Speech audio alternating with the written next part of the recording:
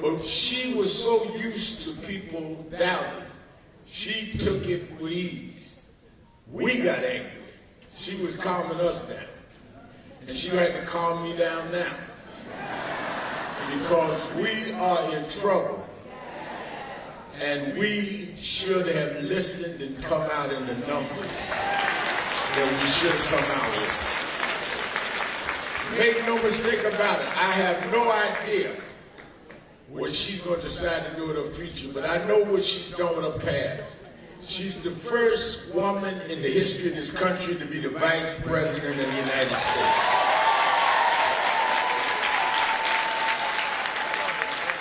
She's the first black woman to have the nomination of a major party. And she is the second largest vote getter. She got more votes than Barack Obama, than Bill Clinton. She got more votes than anyone in American history. Whatever she's decided to do, she's made a point in history. Now we need her to help us, whatever she decides, to change history around. I bring you the former Vice President of the United States, the Honorable Kamala Harris.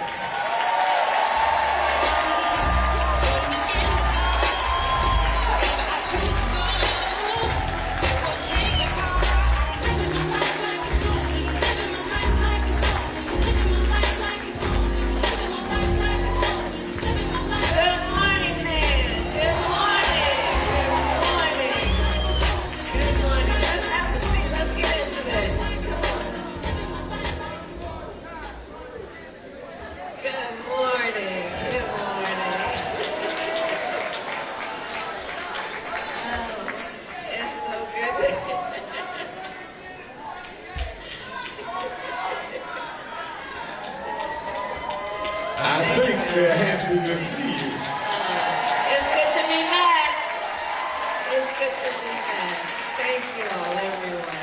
Good morning, and thank you for all the work everyone here does, and for taking the time this morning for us to all get together. And Rev, thank you for your long-standing leadership, for your friendship, for being an advisor, for being an inspiration, especially in the most difficult times. I thank you for that. Thank you. Thank you for being here. Thank you. First gentleman is with us too. Doug, stand up, Doug.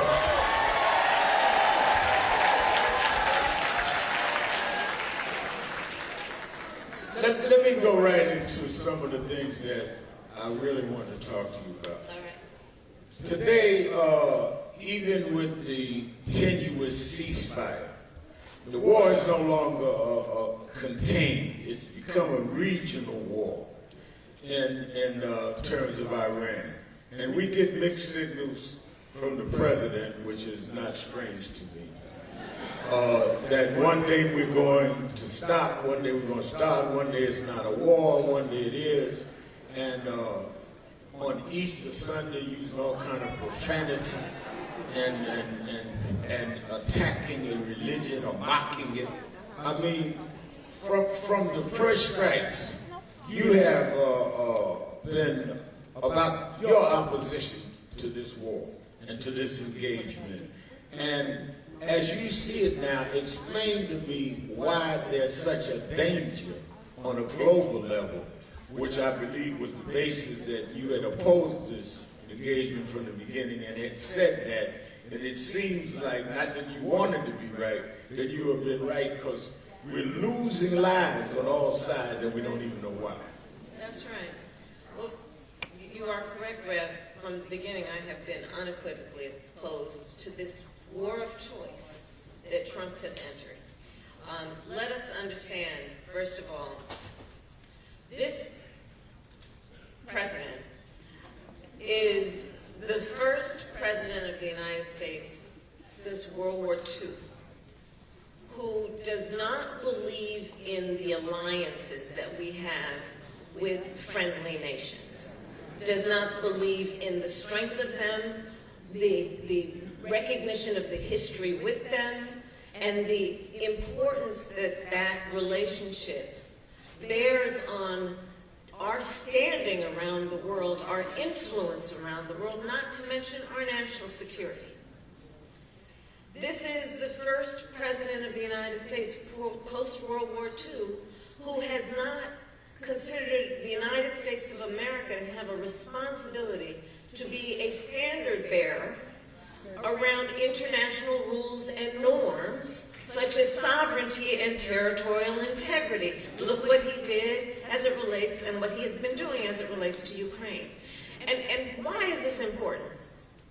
Because America's strength in the context of the globe and the world relies on a number of things. Yes, it relies on the fact that we have the most lethal fighting force in the world, our military, and it relies on what we call our soft power, which is the importance that we have placed in being a participant with other democracies around holding up international rules and norms such as human rights, such as the importance of respecting relationships.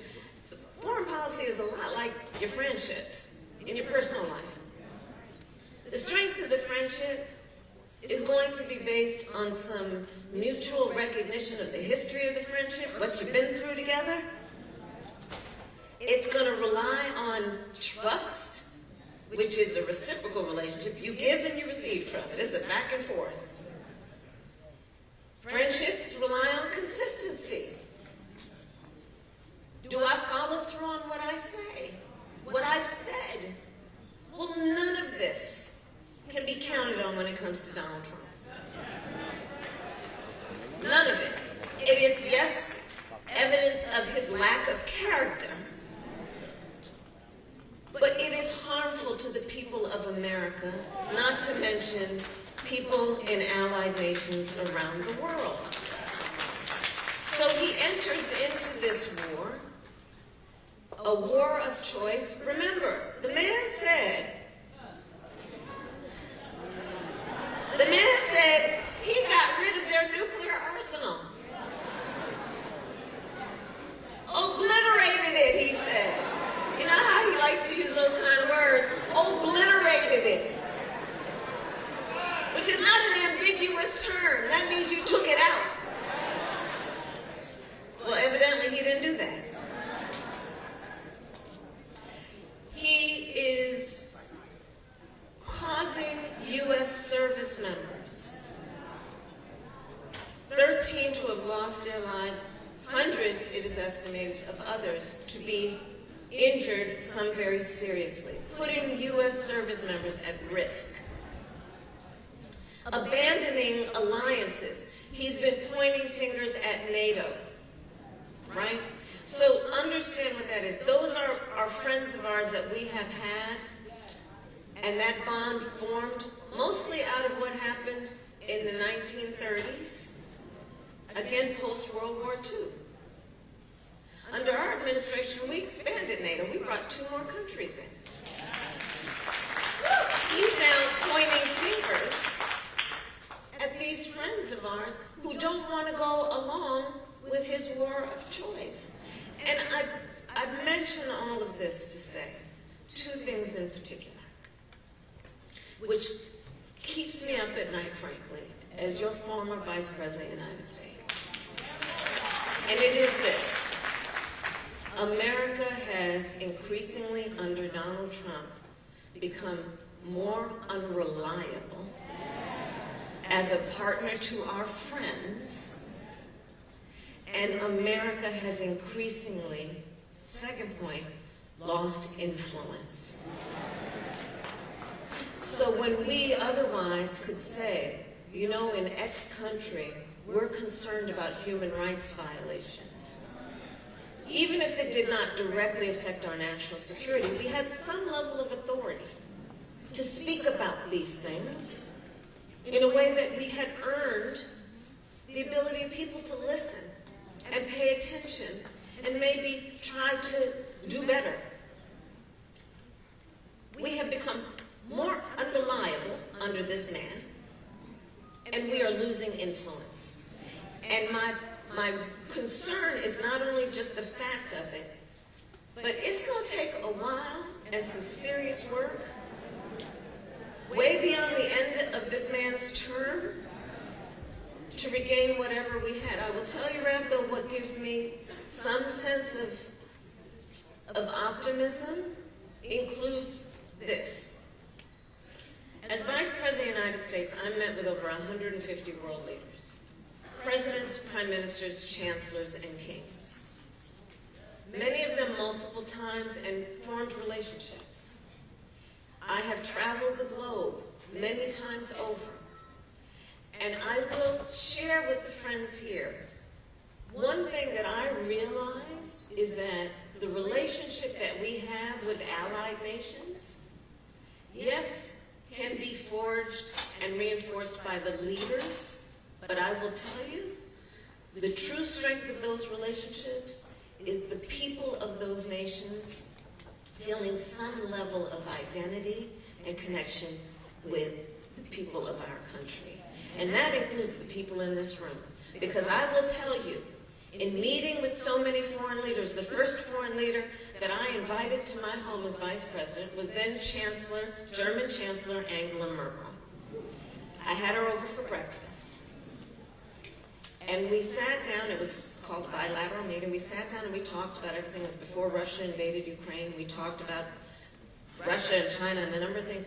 And then she leaned over to me and she said, "Please tell me what's going on in your country with voting." Because she was very concerned about the erosion that she was reading about and hearing about in the United States around obstruction of voting rights. I bring it back to Nan because here's the point there. She was fully aware of the leaders and the activists and the heroes that we honor who fought for voting rights. She knew of the struggle. She knew of the work it requires, and she knew what was at stake. And I will tell the folks here that, again, part of the relationship that we will ever have with the people of other nations will be because of folks like the folks in this room who are always fighting for the ideals of America, always fighting for what we know to be true commitment to freedom, to justice, to liberty, and to equality. So there we go.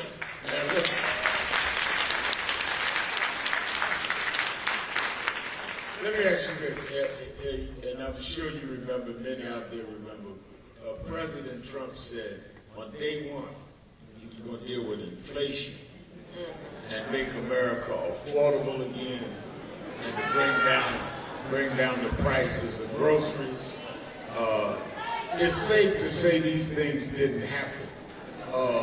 So, I mean, what do you make of this? I know, I'm the preacher, but you practice better than me. I'd be up in the middle of the night saying, "I told you so," but how do you, on a serious side, deal with the fact that we are dealing at a time, this war exacerbates it. What's going on with the Straits of Hormuz all exacerbates it. And we're paying for this. This is not just some foreign affair issue somewhere else. That's right. The American citizens, black, white, red, blue, don't matter, are paying for this war. And the American citizens will always pay for war. So that is true. First of all, just to answer the first question, and I heard friends in the room say, he lied. He lied. He told the American people on day one he was going to bring down prices and costs, and he lied. I will say this, however. When you look at the numbers in terms of that election, 1/3 voted for him, 1/3 voted for us, and 1/3 did not vote. And I do believe there is a healthy number of the folks that voted for him that believed him and voted based on that very important issue, which is, can they afford to get through life with dignity and being able to take care of their family? It's without any question, I would say, the number one issue for most people in our country. And you look at it, though, what he has done is, instead of taking care of the average everyday folk in America around their need for affordability. He'd been taking care of his rich friends and his own family. You look at what's been happening, the cost of gas, the cost of food, unemployment, inflation have gone up since he has been president. And then now, he has, he says what he's thinking. I mean, here's the thing, we don't have to kind of like, what does he mean when he says that? That's the one problem we don't have. So, he just said the other day, the government shouldn't be responsible for affordable child care. This is the same man who pretended that he's a family-first president. They're asking for at least $200 billion. I heard today the number may be as high as $400 billion, $200 to $400 billion for this war. Meanwhile, they've cut Medicaid, premium prices for health care have gone up, SNAP benefits, WIC. Everybody in this room knows what WIC stands for, women, infants, and children. SNAP benefits, which are intended and were created to feed hungry children, hungry seniors, people who have the right to expect that their government wants to alleviate their suffering. So he again has shown his character on issues like this. And his character is he is telling the American people he doesn't care about you. But I would caution us to understand it's not only about him. At some point he will be turned out of office. And understand it's not just about the individual, it's about the apparatus, if you will. I would prefer to just talk about the cronies who are allowing this to happen.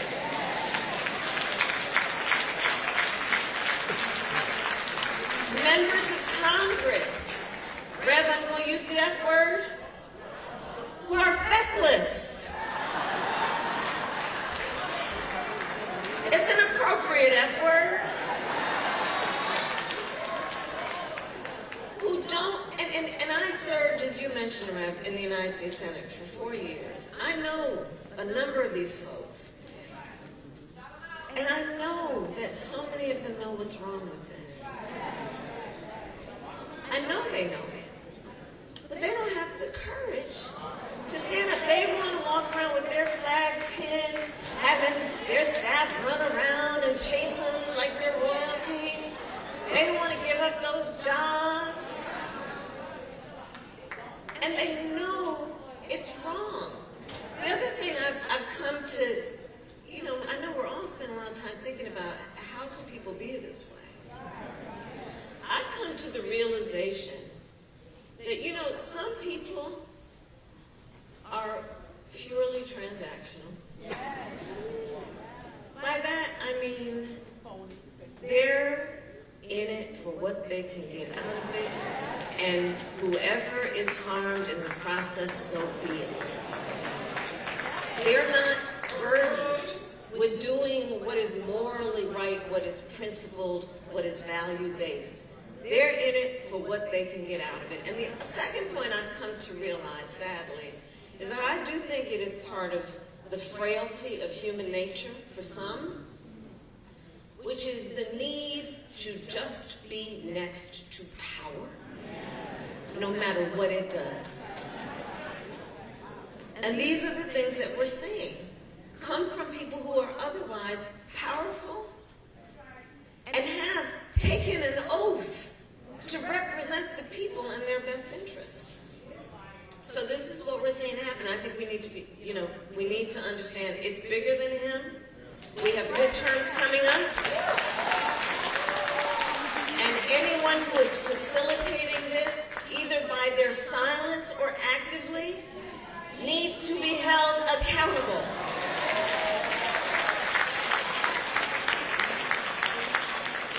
One of the things you said that I want to go back to quickly is the standing in the international community that has been severely damaged by this president.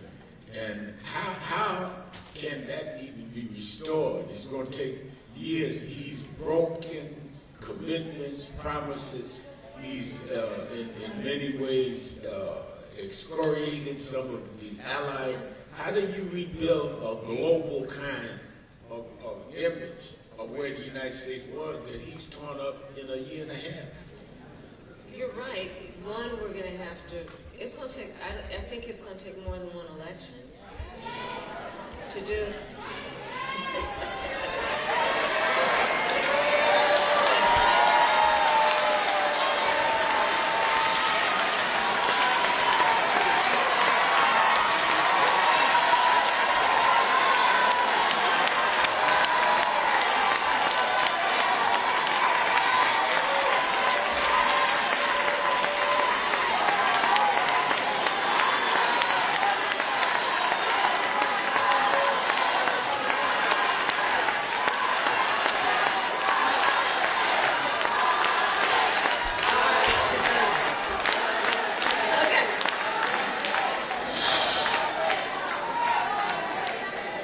Now, y'all know I don't allow disruptions at my convention. Y'all know how quiet and laid back I am. What do y'all think about it?